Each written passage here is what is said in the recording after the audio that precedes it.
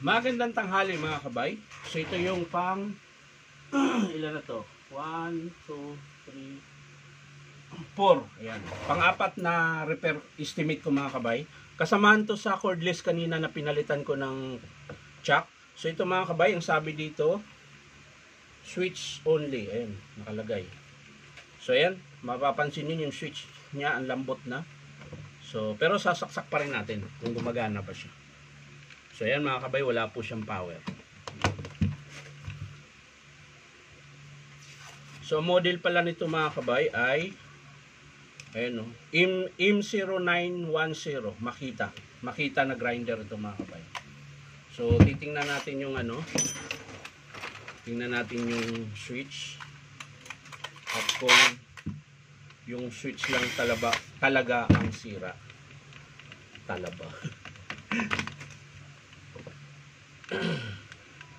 So yan mga kabay, makintab naman yung armature, mahaba pa yung carbon.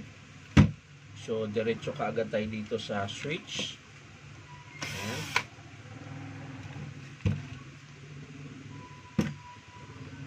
So kailangan nating ma-test yung switch.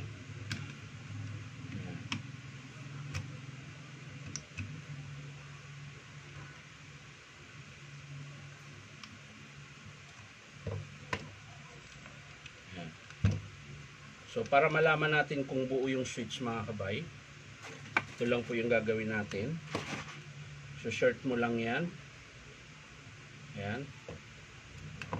So nakarekta na yun mga kabay. So dito natin malalaman kung yung switch lang talaga ang sira. Ayan, nirekta ko po. So testing natin.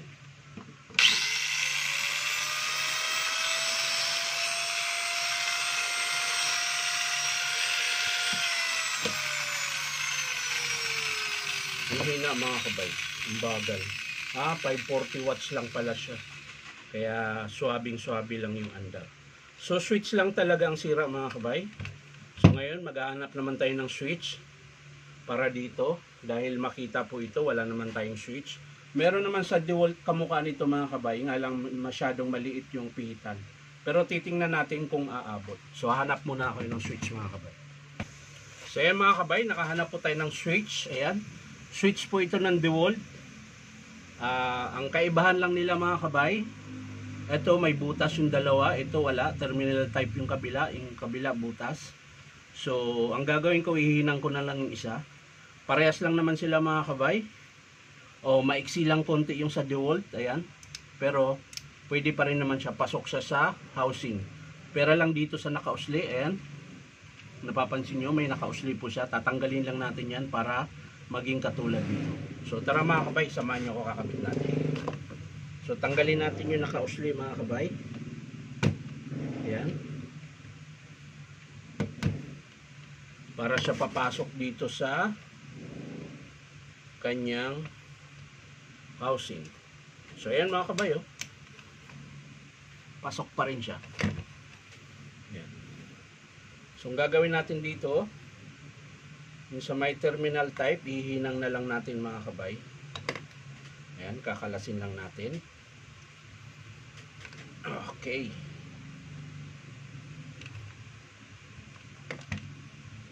So ito yung ihinang natin dito.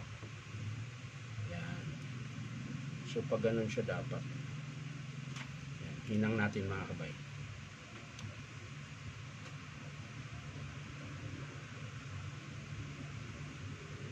Kailangan lang dumikit mga kabay. Dikit na dikit. So yan na mga kabay, nahinang ko na po siya. Ayan, dalawa ko na hininang mga kabay dahil maliit pa lang yung screw o maliit yung butas ng switch ng DeWalt. So dalawa na yung hininang ko. Ayan. Ba't ay lumapat? So yan mga kabay, okay na. So kaya pala mahina yun kanina mga kabay dahil po sa panya, napudpud po pala yung panya. Ayan po, pinalitan ko na, hindi ko na pinakita kung paano magpalit ng pan. Ayan po, kasi buo po ito sa armature. Sayang naman po kung i-estimate ko yung armature nya.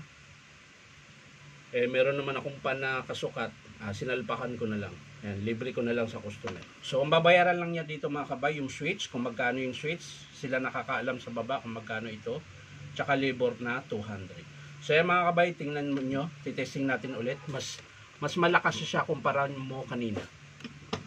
Yan po.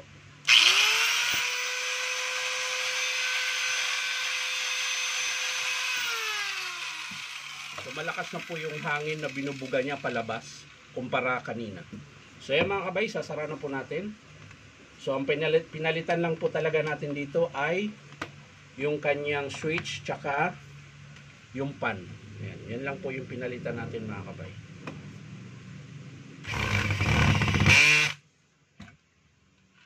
So okay na mga kabay, ito po yung pinalit natin, switch tsaka yung pan. So maraming salamat mga kabay sa panunood at palike and share na rin po. At syempre po, baka naman pwede makahingi sa inyo na isang subscribe dito po sa aking YouTube account na Inom Tabay. So maraming salamat ulit. Bye-bye.